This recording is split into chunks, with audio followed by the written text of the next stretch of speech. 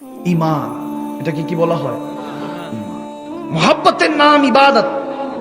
ইবাদত যদি মহব্বত নিয়ে করেন, খোদার কসম আপনি সেজদা দিতে দেরি হবে না, আল্লাহ কবুল করতে দেরি হবে না। মহব্বত নিয়ে দিতে হবে, বিল লিসান বললে হবে না, তাসদিকু বিল কলব। আমি সব সময় বলি অন্তর থেকে মেনে তারপরে সেজদায় যান। অন্তর থেকে মেনে ইয়া রাসূলুল্লাহ বলে দেখেন, আমার কামলিওয়ালা নবী দেখা দেয়। সুবহানাল্লাহ। হযরত আনাস বিন মালিক রাদিয়াল্লাহু তাআলা বর্ণিত, বুখারী শরীফ হাদিস।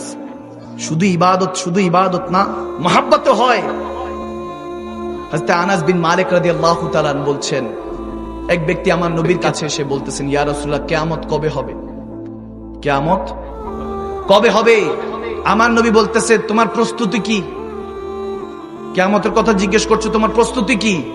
সেই সাহাবা বলতেছেন, ইয়া রাসূলুল্লাহ নফল নাই, কোনো নফল রোজা নাই, সাদাকা নাই, কোনো বেশি একটা ইবাদত নাই, তবে আল্লাহর হুকুক যেটা ফরজ সব আদায় করি, সবকিছু ঠিকঠাক মতো করি, কিন্তু এমন বেশি একটা ইবাদত নেই, কোনো নফল নাই। তখন আমার নবীর দিকে তাকিয়ে আছে সেই সাহাবা বলতেছে, তবে হ্যাঁ ইয়া রাসূলুল্লাহ একটা জিনিস আছে আমার কাছে, আমি আল্লাহ রাসূলকে বড় ভালোবাসি। সুবহানাল্লাহ। যখন এটা বলতেছে আমার নবী তখন জালালে চলে আসলেন। আমার নবী শিখাচ্ছেন, বলে হ্যাঁ তুমি আল্লাহ রাসূলকে ভালোবাসো, তাহলে শুনো, সব সময় মনে রাখবা যাকে তুমি ভালোবাসো তার সাথে আল্লাহ হাসর রেখেছে। যদি নবীকে ভালোবাসি, নবীর সাথে হাসর হবে। তো নবীজির সাথে যদি হাসর হয়, আল্লাহ জান্নাত না দিয়ে কি পারবে? হায় হায় হায়, সে নবীকে জানের চাইতে বেশি ভালোবাসো, প্রাণের চাইতে বেশি ভালোবাসো। হযরত খুবাব রাদিয়াল্লাহু তাআলা, সাহাবায়ে রাসূলদের নামে জন্য নিচ্ছি যাতে মনে থাকে। হযরত খুবাব, কি নাম? আওয়াজ দেন, কি নাম? খুবাব রাদিয়াল্লাহু তাআলা। তিনি দিন মজুর ছিলেন, দিন এনে দিন খেতেন, কষ্ট করে উপার্জন করতেন। এক ইহুদির কাছে তিনি চাকরি করতেন। যখন ওই ইহুদির কাছে চাকরি করতেন, এখন ইহুদির ওই কাফের, তার নাম হলো আস বিন কাহেল। ওই কাফের কাছে চাকরি করতেন। 3 দিনের কাজ একদিনে করাইছে, কামলার মতো খাটাইছে। খাটানোর পর যখন স্যালারি নিবে, বেতন নিবে, সারাদিনের মজুরি নিবে, আসছে যখন হযরত খুবাব, তখন সে বলতেছে, তুমি তো মুহাম্মদ আরবির কালমা পড়ছো না, মুসলমান হইছো, যেহেতু কালমা পড়ছো তোমাকে টাকা দিব না, কালমা ছাড়ো। নাউজুবিল্লাহ, কালমা ছাড়লে দিব। সে মুচকি হাসি দিল। হযরত খুবাব মুচকি হাসি দিয়ে বলে, সারাদিন পরে যেহেতু মজুর খাটাখাটনি করেছে, এত কষ্টের পরে, এতক্ষণ কাজ করার পর যদি কেউ টাকা না দেয় খারাপ লাগে না? অথচ আমার নবী বলছে, কারো শ্রমিকের ঘাম শুকাবার আগে টাকা দিয়ে দিতে হবে, ঠিক না? পয়সা দিয়ে দিতে হবে।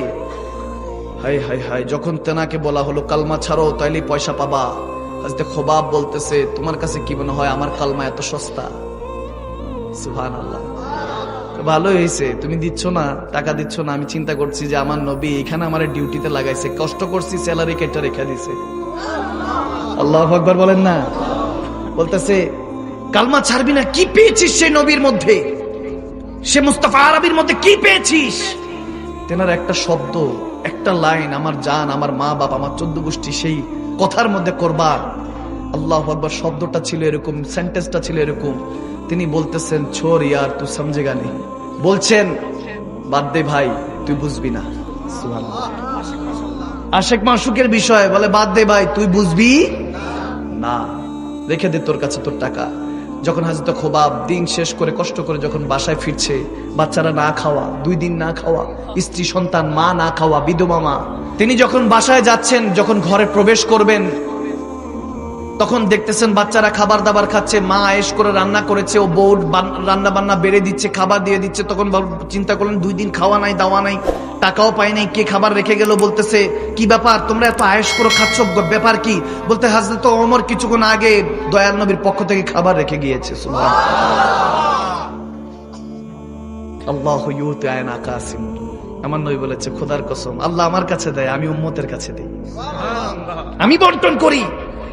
कौन देता है देने को मुंह चाहिए, देने वाला है सच्चा हमारा नबी। सुभान अल्लाह बोले, देने वाला है सच्चा हमारा नबी। कार नबी? किसका नबी? हमारा नबी। सुभान अल्लाह। আমার নবী দেন, আমার নবী বন্টন করেন। আপনি চেয়ে দেখেন, ইয়া রাসূলুল্লাহ, ইয়া রাসূলুল্লাহ, আপনি দেখেন দুঃখের দিনের দরদি মোর নবী কমলিওয়ালা, নবী কমলিওয়ালা। তুমি আসবে জানি আধার রাতে, জ্বলবে চেরাগ লালা, নবী কমলিওয়ালা। জাগবে যবে বক্ষে আমার, অপারি তৃষ্ণা সাথে সাহারা। জাগবে যবে বক্ষে আমার, অপারি তৃষ্ণা সাথে সাহারা। জানি কণ্ঠে আমার তুলে দিবে কৌসারের পিয়ালা, নবী কমলিওয়ালা। দুঃখের দিনের দরদি মোর নবী কমলিওয়ালা, নবী কমলিওয়ালা। সুবহানাল্লাহ বলেন না? আল্লাহ কবুল করুক। কষ্ট লাগছে বাবা, হায় হায় হায়। সেই নবীর মেহফিলে যেহেতু বসেছি, আমার নবী আমাদের খেয়াল রাখতে পারেন কি পারেন না? পারেন। উম্মতের খেয়াল রাখেন। वो आका ही क्या है, वो आका क्या है जो उम्मत की खबर ना रखे। তিনি আকা কিভাবে হন যদি উম্মতের খবর না রাখেন? এজন্য সব সময় আমার নবী দুরুদ ও সালাম পড়বেন। আল্লাহর সেজদা কখনো ভুলবেন না বান্দা।